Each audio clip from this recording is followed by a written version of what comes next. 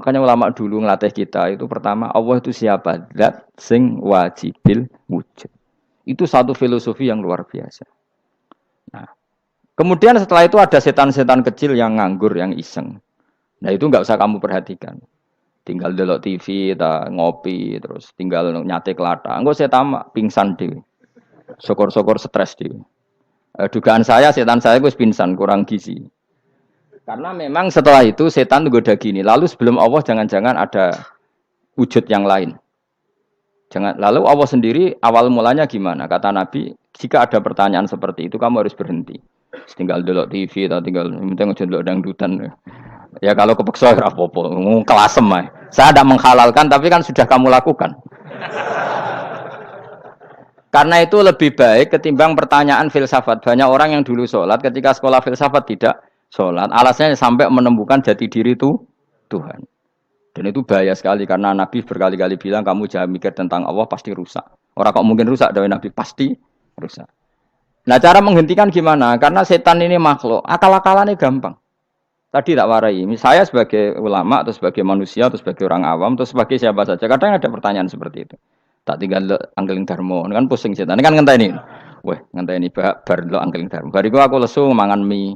Bar mangan mie waret turu. Kan dia ngenteni terus mau bikin was-was lagi. Ternyata saya sibuk kan enggak bisa masuk deh. Bangun tidur aku selali pertanyaan tadi. Dinteni. Nah, dia masuk lagi aku sibuk ngajak anak jalan-jalan. Jadi saya kalau jalan-jalan di pasar itu wis enteni tan santai wae. Itu memang resep dari Rasulullah. Jangan sampai orang terjebak filsafat yang sampai menanyakan eksistensi Tuhan.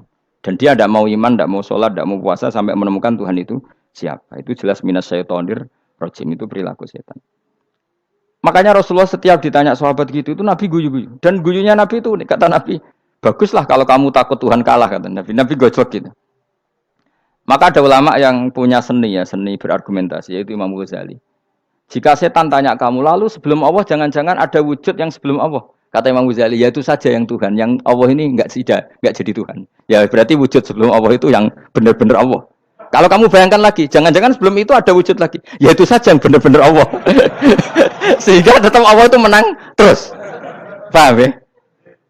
Yang jelas jangan sampai didahului Adam, karena kalau didahului Adam lebih ngeri lagi, karena sesuatu yang enggak ada menciptakan yang ada itu lebih buruk lagi menurut akal, menurut apa akal. Nah, daripada kamu enggak salim Imam Ghazali, tinggal saja ndelok tadi ndelok sinetron, ndelok yang lucu-lucu aja, ndelok sing lucu-lucu, ndelok apa mencari Tuhan, pokoknya sing aneh-aneh, sing goblok-goblok, sing lucu-lucu, sing perane wong apa. Lha saya sering diprotes saya, Gus Salim jenengan kok sering ndelok sinetron sing ana dialog wong goblok-goblok. Wong goblok ku menarik cara kula. Apa ya? Cara pandang itu di luar dugaan saya karena kula berkali-kali lho kalah wong goblok. Jadi makanya ini tak ceritani beberapa kali yang jari Gus Wak cerdas berkali-kali kalah wong goblok. Ada seorang santri itu ingin dibelikan bapaknya itu sepeda motor. Bapaknya wong desa, senengane ngrumat sapi wedhus. Menurut saya ya orang tuanya itu mampu lah, sangat mampu untuk beli itu. Pak buat ditukokno mawon wong sepeda motor. Kata bapaknya, anakku nu jog mondok tak goblok, Gus. Wong jaluk kok sepeda motor, jaluk mobil ora ya goblok. Lah kok goblok, Pak? Jenenge donya iku Gus. Sing lahirno donya kok sapi iku ndek anak, wedhus ndek anak jenenge donya. Di mana-mana jenenge donya sing lahirno donya. Iki donya kok mangan donya. Mergo motor iku kan tuku bensin, mobil. Iku cara dekne iku goblok, Gus. Batin berarti kabeh kiai goblok perkarane tuku donya sing ngentekno donya. Cara dene donya iku sing lahirno donya. Batin kok pinter iki batin. Untungnya saya ini ulama ya, ahli tafsir ya malu. Sebenarnya kalah itu ya malu. Tapi saya sebagai orang objektif fair, itu teori benar apa? Jadi donya iku ya sing lahirno donya. Donya kok mangan donya iku goblok. Untungnya dia dengan saya itu jaraknya 5 kilo 7 kilo karena tujuh. Lala dia diterkon sepeda motor, aku tetap mau kalah. Pak, nanti jalan kaki saja. Karena kalau pakai motor ini kegoblokan kata saya.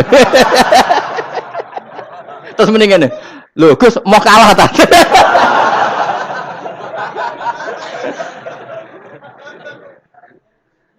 Wah kacau. Singkat cerita dia bersikeras, nggak mau beliin sepeda motor anaknya karena di mana-mana dunia gue sing lahirno dunia, nggak boleh dunia kok mangan Ini satu kegoblokan yang agak ilmiah tadi. Nah, Imam Asy'ari juga mengalami hal yang sama. Imam Asy'ari itu punya, kita kalau ahli sunnah kan dua partai ya. Ya, dalam ahli sunnah itu hanya ada dua partai juga. Kalau nggak Asy'ari ya Maturidi. Ya, dan sama-sama alim. Ya kalau terpaut ya paling 5%, 7% ya. Kealimannya Asy'ari dan Maturidi. Imam Asy'ari itu bikin logika yang jelimet seperti saya sekarang ini. Logikanya yang jelimet, tapi permanen. Jadi yang saya ajarkan tadi itu logika yang jelimet tapi apa? Permanen. Karena tadi alam raya ini kadung wujud. Kalau kadung wujud pasti pewujudnya yang menciptakan wujud pasti adalah kewujudan. Karena al-adam la yu'atsiru syai'an. Di mana-mana kenihilan tidak yu'atsiru syai'an. Ya sepakat ya, gampang kan? Tentu wujud ini prima disebut wajibil wujud. Lalu Imam Asy'ari itu bersikeras. Kalau imanul muqallid itu tidak diterima. Terus banyak yang keberatan ulama, tapi Nabi nyatanya yaktafi bi imanil a'rab al khalina anin nadur. Nabi nyatanya mencukupkan imannya orang-orang Bedui yang mereka itu kayaknya tidak bisa mikir. Ya, Nabi yaktafi bi imanil a'rab itu wong desa al khalina anin nadur yang mereka itu tidak bisa apa? Berpikir. Singkat cerita Imam Asy'ari survei. Coba ayo kita tanya orang-orang kampung. Ternyata kegoblokan orang kampung itu ya ilmiah, masyhur itu. Imam Asy'ari saja harus belajar dari wong awam, wong goblok-goblok. Kita kok ingin ya Badawi bima araf tarobak. Kowe kok iman be Allah itu bima araf tarobak. Lalu kamu tahu Tuhan kamu atas nama apa? Dengan logika apa? Jawabnya enak ya. Al-ba'ratu tadullu alal ba'ir wa atharul aqdam yadullu alal masir. Angger ana tletong ya ana ontane. Angger ana bekas delamaane wong ya ana sing bar liwat. Jadi misalnya ada bekas teracak anjing, berarti anjing habis liwat. Ada bekas apa ular ya berarti ular harus liwat. Ada bekas tercak manusia ya berarti manusia habis liwat. La wa hadzal alam atharun min athari qudratillah. Alam iki bekas, mesti ana sing gawe.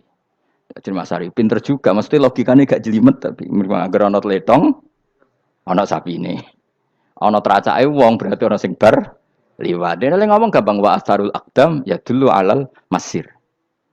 Nah, terus Imam Asy'ari habis itu ngendikan, ya sudahlah dengan logika apa saja. Meskipun karena zori hadal arabis bagaimana cara berpikir Bedui ini, sementing ada nazar. Apa ada nazar. Ya nazar apa saja. Misalnya orang ahli matematika mungkin bilang angka dimulai dari 1.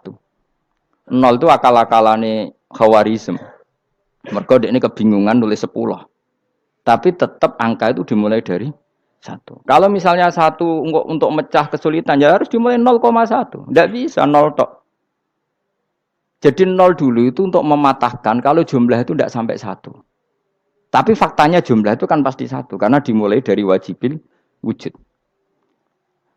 Khawarizm itu ya pinter matematika. Saya juga punya ilmu hisamnya Khawarizm. Itu kan dia karena kebingungan angka pecah. Misalnya 1 tidak sampai 2. Mau tidak mau harus ditulis 1,5 misalnya. Paham ya? Lalu kalau sebelum 1 tetap dia harus 0,5. Lalu hakikat 0,5 itu kan bagian dari wujud apa bagian dari Adam? Tetap bagian dari wujud. Jadi 0,5 itu kan khayal kuliah. Tak warai ya. Mungkin saya ada ahli matematika ala wong kampus, tapi saya tahu Kang, ala Islam itu lebih gampang. Misalnya gini. Sesuatu itu kadang kamu putuskan itu satuannya 1. Tentu ketika separuh kamu katakan baru separuh. Tapi sebetulnya ketika satuan itu kamu katakan 10, yang separuh itu sudah 5. Itu kan terserah sing bagi, napa? Terserah sing bagi. Ya iya dong, misalnya 1 juta, 5-nya artinya apa coba? 500.000 kan. Sekarang kalau 100.000, 5-nya jadi berapa? 50. Kalau 1,5 jadi. Nah, itu kan terserah satuannya apa? Tapi tetap dari 0,5 itu tetap menunjuk sesuatu yang wujud, yaitu 5-nya sebetulnya apa? 5 yang separuh tadi. Paham sih kalau maksud? Tetap nggak bisa sesuatu dimulai dari apa? 0. Nah, makanya kata Abdul Hamid Khan kalau dalam mendidik tauhid, itu gampang saja tadi. Alam raya ini kadung maujud, kalau kadung maujud pasti disebabkan oleh sesuatu yang wujud. Karena wujud pencipta harus berstatus prima. Lah prima ini atau premium ini kita sifati wajibil wujud. Atau kamu katakan apalah kausa prima atau musabbibul asbab. Nah kelirunya kita dalam berislam itu, kritiknya para ulama, kita ini nyebut Allah dulu baru menceritakan status Allah. Kalau zaman Nabi itu dibalik.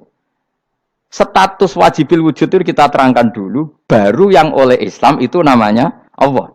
Paham ya? Kan beda, misalnya gini logikanya gini, kamu ketemu orang ateis, saya ulang lagi, kamu ketemu orang ateis, terus kamu ditanya, lalu alam ini yang menciptakan siapa? Allah Jalla Jalaluh. Mesti kan tanya, man huwa Allah, Allah itu siapa? Kalau dulu Islam mengajarkan enggak gitu. Surat pertama turun apa coba? Iqra. Iqra itu enggak nyebut kata Allah. Iqra bismi rabbika. Rabbika itu siapa? Alladzi khalaq. Sebutlah nama Tuhan. Yang berhak menyandang Tuhan adalah zat yang pencipta. Itu tidak ada kata Allah. Di surat Mudatsir, surat kedua. Ya ayyuhal mudatsir kum fa'anzir wa rabbaka fakabbir. Bukan Allah fakabbir, wa rabbaka fakabbir. Sehingga cara berpikir gini dibalik. Sebutlah Tuhan kamu. Tuhan itu siapa? Yang berstatus Tuhan adalah zat yang berstatus pencipta. Nah, lalu pencipta ini oleh Islam dinamai Allah. Kalau orang ateis kamu langsung bilang Allah, man huwa Allah. Berarti pertanyaannya Allah itu siapa? Lalu kamu jelaskan Allah adalah pencipta. Allah adalah wajibil wujud. Tentu lebih gampang kamu terangkan. Makanya Al-Qur'an menerangkan amukhuliku min ghairi syai'in. Maknanya saya di sini maknanya ya Allah, apa? Allah. Apakah mereka diciptakan tanpa pencipta? Tentu setelah Islam tahu itu namanya siapa? Allah. Paham ya? Kalau balen malih. Jadi sebetulnya Quran itu ngajari kita itu ilmu mantek yang luar biasa. Misalnya ya Yuhanna su'budu siapa? Rabbakumul ladzi khalaqakum walladzina min qablikum. Sembahlah Tuhan. Tuhan itu siapa? Pencipta kamu dan pencipta orang-orang sebelum kamu. Lalu Tuhan ini oleh Islam dinamai Allah. Tapi kalau langsung kamu bilang ke orang ateis atau orang Uni Soviet, Allah itu Tuhan, Allah itu siapa? Sebab itu di beberapa ayat dijelaskan dulu status Allah. Sifatnya Allah, keakhasan Tuhan. Yang dikatakan Tuhan adalah zat pencipta. Kalau tidak pencipta berarti tidak Tuhan. Sekarang Yesus pencipta bumi apa enggak? Enggak, karena dia lahir sudah di bumi. Begitu juga Fir'aun. Fir'aun itu kalah telak sama Nabi Musa gara-gara logika ini. Ketika Nabi Musa ditanya Fir'aun, "Wa ma rabbul alamin?" Lalu Tuhan itu siapa? Kata Musa, "Rabbus samawati wal ardi." Yang menuhani langit dan bumi. Jadi Fir'aun, "Ndak, ma'alim tulakum min ilahin wairi." Saya jalan-jalan kemana-mana yang dikatakan Tuhan oleh masyarakat saya kok. Nah, kurang ajar Fir'aun. Terus kata Musa, "Ya Tuhanku yang di langit." Terus manggil Haman Mesir, "Ya Haman ibn li sarhal ali abluhul asbab samawati fa'attali ila ilahi Musa." Haman, bikinan saya piramida yang tinggi. Aku akan lihat Tuhannya Musa. Ada enggak di sana? Padahal misalnya munggah tenan pangeran ra iso didelok kan repot Nabi Musa. Wah, parah ya. Nggak piramida nginceng pangeran teprak ketok kan. Akhirnya Musa pakai logika. Ya sudah gini saja. Rabbukum wa rabbu abaikumul awwalin. Yang menuhani nenek moyang kamu yang dulu-dulu. Oh itu langsung fabuhita Fir'aun. Fir'aun tuh kaget sekaget-kagetnya. Dan para penggawa Fir'aun sadar. Wah kalau Fir'aun yang Tuhan, babanya tanpa Tuhan. Kan Tuhannya balita kan gitu kira-kira. Tuhannya balita. Tuhannya barulah. Itu kan jadi logika yang mematikan. Kalau Fir'aun Tuhan berarti babanya dulu yang wujud itu tanpa Tuhan. Karena Tuhannya baru lahir. Ini ada Tuhan kok datang terlambat ini kan. Akhirnya para punggawanya Fir'aun iman. Macam gendeng ya. Fir'aun itu gendeng. Itu pentingnya logika. Rabbukum wa rabbu abaikumul awwalin.